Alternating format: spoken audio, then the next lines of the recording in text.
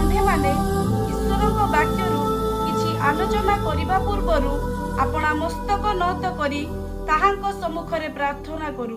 स्वर्गीय पिता, आज पवित्र दिन रे तुमरी से जीवंत वाक्य को ध्यान करने को जाऊछु, ताहा जेपरी आमे बुझी पारिबु सेथि पाई पवित्र आत्मांकर साहाय्य दियंतु।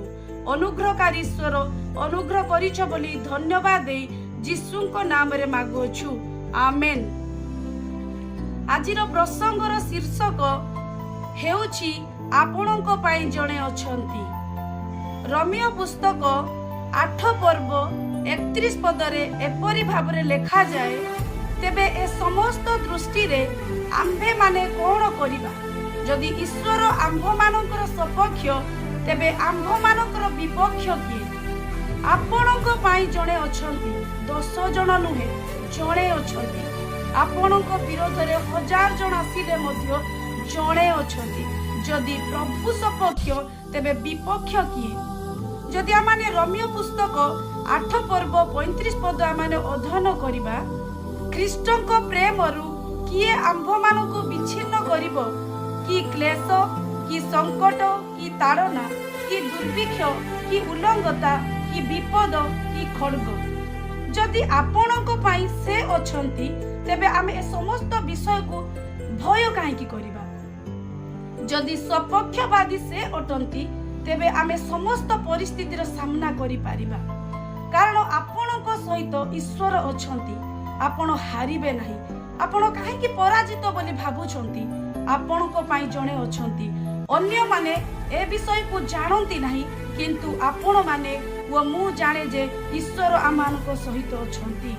जदि आमाने प्रथम जोहन 2 पर्व 1 पद अध्ययन करिबा, हे मोहर वत्सगण, तुम्हे माने जेपरि पाप न कर, एथि निमंते मु एही सबु तुम्भ मानक निकट को लेखुअछि।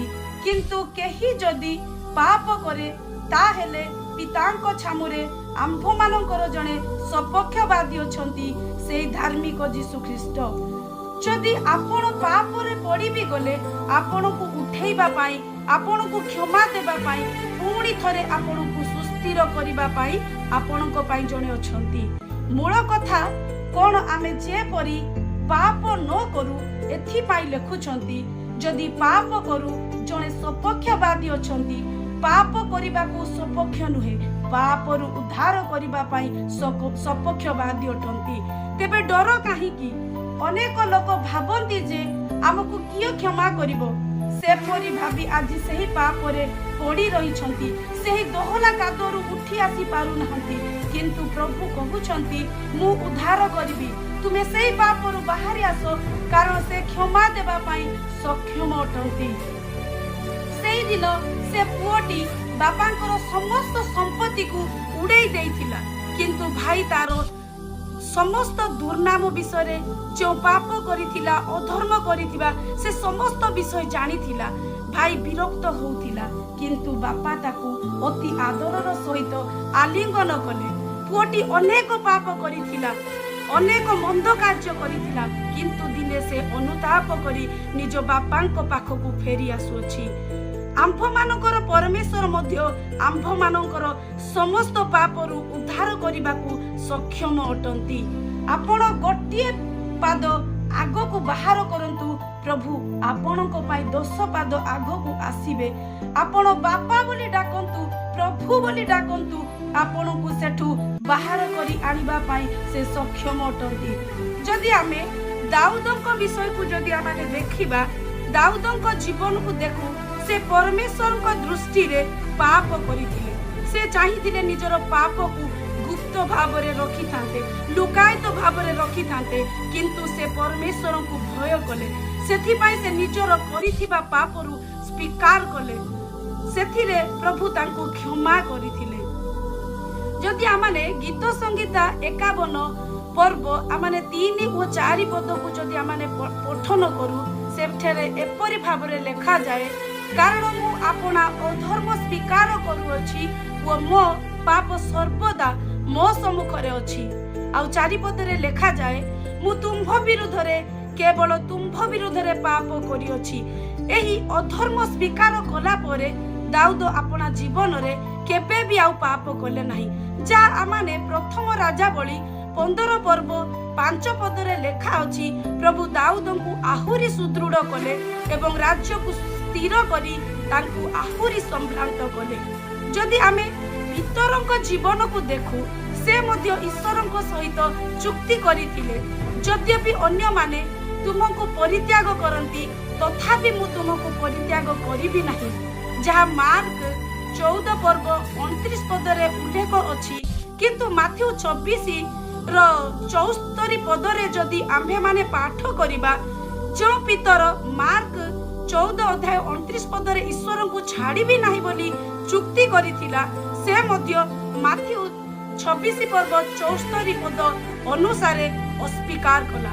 तथापि स्वर्गर परमेश्वर जे कि आम्भमानकर उद्धारकर्ता प्रभु जीशु ताहांकर सेई अधर्म को क्षमा करी आउ एक जीवन प्रारंभ करिबा निमंते सुजोग देइथिले। गीत संगीता 118 पर्व 6 पदरे एपरि लेखा जाए सदा प्रभु मोहर सपक्ष मु भय करिबि नाही मनुष्य मोर कोन करि पारे। वाक्य रे प्रभु आमान को कहिबा पई चाहुछंती मु तुमर सपक्ष तुमे भय करनी कर नाही मनुष्य तुमर कोनोसी विषय तुमको क्षति करि पारिबो नाही बोली प्रभु आमान को जणाउछंती। प्रभु आमान को कहउछंती वाक्य द्वारा जदि आमाने जिरिमियो 1 पर्व 19 पद जदि आमाने पठन करू पुणी से माने तुम्भ विरुद्ध रे युद्ध करिवे मात्र तुम्भ उपरे जययुक्त हेबे नाही कारण सदा प्रभु कहंती तुमको उद्धार करिबा पाई आम्भे तुम्हर संगे संगे अछु। पुणी ए स्थान रे मध्य प्रभु कहउछंती तुम विरुद्ध रे युद्ध करिवे अनेक लोक मात्र तुम्भ उपरे जययुक्त हेई पारिबेंती कारण सदा प्रभु कहंती तुम्भको उद्धार करिबा पाई आम्भे तुमर संगे संगे अछु बोली प्रभु आमान को वाक्य द्वारा कहिबा पाई चाहू अछंती। मोर प्रिय माने जदि आमाने गीत संगीता आमाने 56 रो 11 पद को जदि आमाने पढ़िबा से स्थान रे मध्य लेखा जाए परमेश्वरक उपरे मु निर्भर रखी अछि मु भीत हेबि नाही मनुष्य मोर कोन करि पारिबो।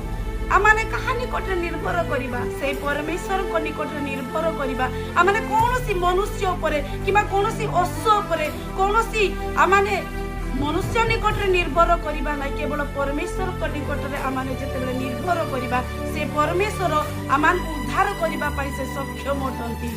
आज जदि आमाने गीत संगीता आमाने जदि 46 पर्वर 7 पद को जदि आमाने पढ़िबा से स्थान रे मध्य लेखा जाए सैन्याधिपति सदा प्रभु आम्भ मानकर सहवर्ती जाकुबर परमेश्वर आम्भ मानकर आश्रय अटंती।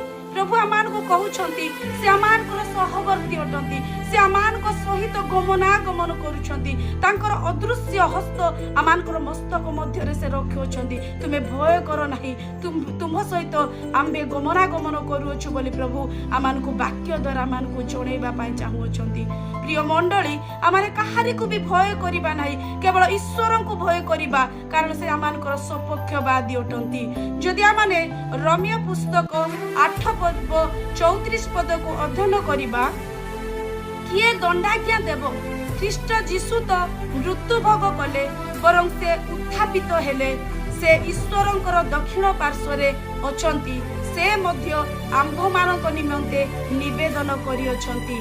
जदि से आम्भ मानक निमंते निवेदन करूअछंती तेबे से आम्भ मानकर अधर्म को मध्य क्षमा करिवे तेबे दंड किए देबे सीए तो आम्भ मान को क्षमा करिबा पाई वाक्य रे से कहउछंती किए दंडाज्ञा देबो से तो आमान को क्षमा देबा पाई से कहउछंती जदि आमाने पाप रु फेरिबा जदि आमाने ईश्वर को गति को जदि आमाने निज को नम्र करी आमाने निज को आमाने नतमस्तक करी जेते बेले ईश्वर को गति को आमाने जीवा तेबे से आमान को समस्त अपराध रु समस्त पाप रु से आमान को क्षमा देबा पाई सक्षम अटंती। जदि आमाने ए समस्त वाक्य को जदि आमाने अध्ययन करू आमाने वाक्य द्वारा आमाने शिखिबा को पाइलु जे आमान को से क्षमा करिबा पाई सक्षम अटंती। प्रभु ए चिंताधारा द्वारा आमान को प्रत्येक को आशीर्वाद करंतु आमेन।